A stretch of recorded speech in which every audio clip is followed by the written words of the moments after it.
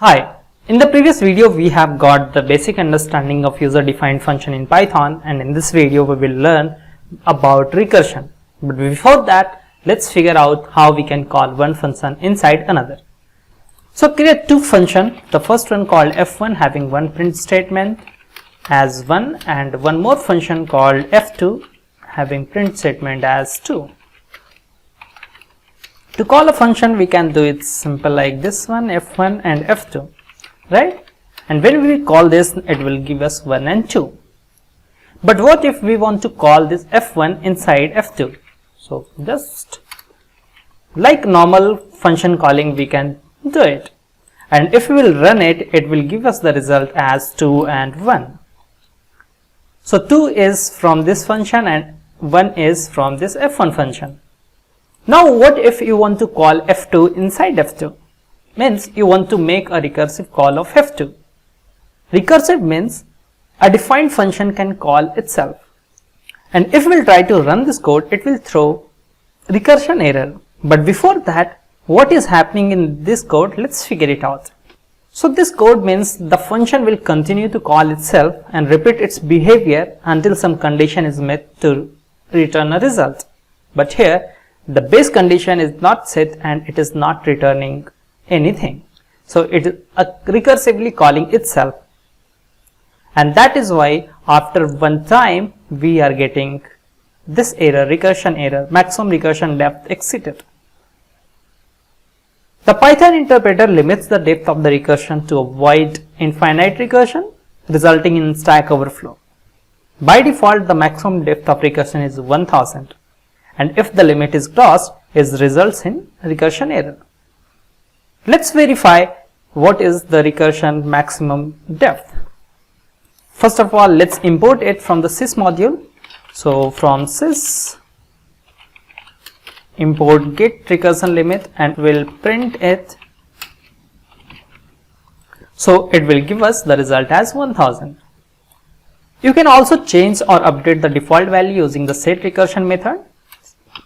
So set recursion limit, make it 2000, and if we will say print get recursion limit, then now it will say that earlier it is 1000 and now it is 2000.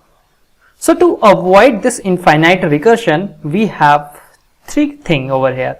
First of all, we need one base condition and we have to code for base condition. This base condition is responsible for returning the value and exit from that function. And the third thing is call our recursive operation. Recursion is made for solving problems that can be broken down into smaller or repetitive problems. For example, Fibonacci series or factorial of a number or finding files in a folder recursively. Let me give you a simple example over here. Consider I am at this location number 0, and if I'll take one step, then I will be at location 1, one more step at location 2, and this is my home. So I want to find out how many steps I will take to reach home. The step size is 1 meter, means at one time I can travel to 1 meter. So initially I was at this location. If I'll go to this location, I will change my start position and again move one step. Here the start position will be 2, this time start position will be 3, and similarly for each, when we will take one step, we will increase the step count. Now let's try to code this in our programming concepts. We will move one step each time until we are at this location, means when this start position will be 10, we will not move, right? So we will do a simple thing called while, or let's create three variables here. Start is equal to 0, we are starting from 0 location, we have 10 meter distance to cover, and we have a step limit, step size of 1 meter. Okay, initially a step count will be 0, and we are saying like while the start position is not equal to distance, we have to move one step forward. So we will say the start position would be incremented by the step size what we will take. Okay, and every time we will take one step, we will increment the value of step count by 1. And if we'll say how many steps we took to reach the home, so it should say. Now let's change this pseudocode into a recursive call. So the first thing is we have to make a function. So we'll say get count. Here it will take 3 arguments: start position, distance, and how many steps it took. Now the first thing is we have to define our base condition. So the base condition should be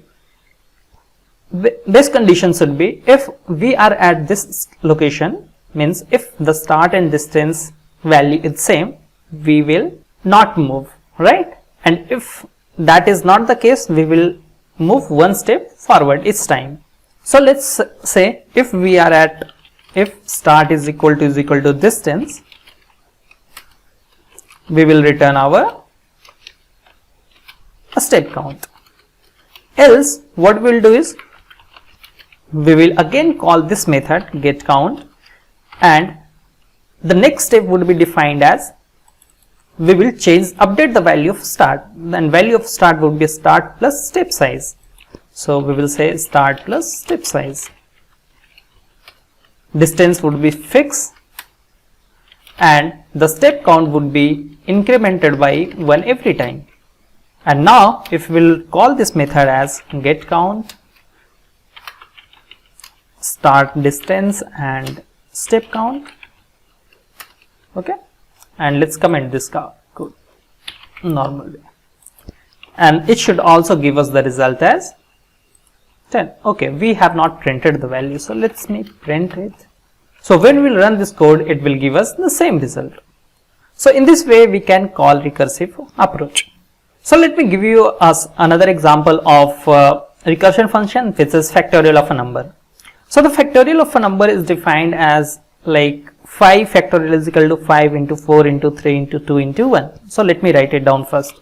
So 5 factorial is equal to 5 into 4 into 3 into 2 into 1. So here you can find out whatever the number is, we are multiplying it until that number is 1. To code it, what we will do is we will go to that location. For I in range, we have to go to from 5 to 1. So the start position would be 5. So let's say n is equal to 5. So we have to go from 5 to 1, right? Okay. Range always increments the value by plus 1. So to make the step as minus, we have to say minus 1. So now we are having the value as 5, 4, 3, 2, 1. So now what we will do is we will have one value to store the factorial of a number. So fact is equal to 1. Okay. And here we will say fact star is equal to I. So whatever the value is, we will print it, right? So the 5 factorial should return 120. Now let's try to change it into a recursive call. Here you will say that if we'll say 4 factorial, then 4 factorial is defined as 4 into 3 into 2 into 1. Okay. And similarly 3 factorial is defined as 3 into 2 into 1. So in simpler terms, you can say that n factorial is defined as n into n minus n factorial. So what we can do is we can create a method to find the factorial of a number, and we can make a recursive call until the n is 1. So let's comment it and make a recursive call. So let's have one method called getFact, okay, which is taking one argument called n. So the first thing is we have to provide the base condition. Base condition is if the value of n is equal to 1, we will return 1, right? Else what we will do is we will again call this same method getFact, but this time it will check or find the factorial of n minus 1, and to call it we will say getFact of 5.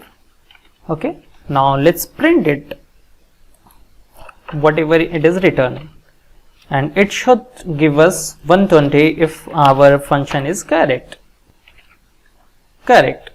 If you do not want to find out factorial of a number using this recursive call or normal approach, we have inbuilt functionality in Python. Okay, so you can import this from math operator. So from math import factorial, and you can simply say print factorial of 5. So it should also give you 120. So in this way you can play around function and the recursive operations. If you have any doubt, then please let me know in the comment sections, and if you find it useful, please like, share and subscribe. Bye bye. Have a nice day.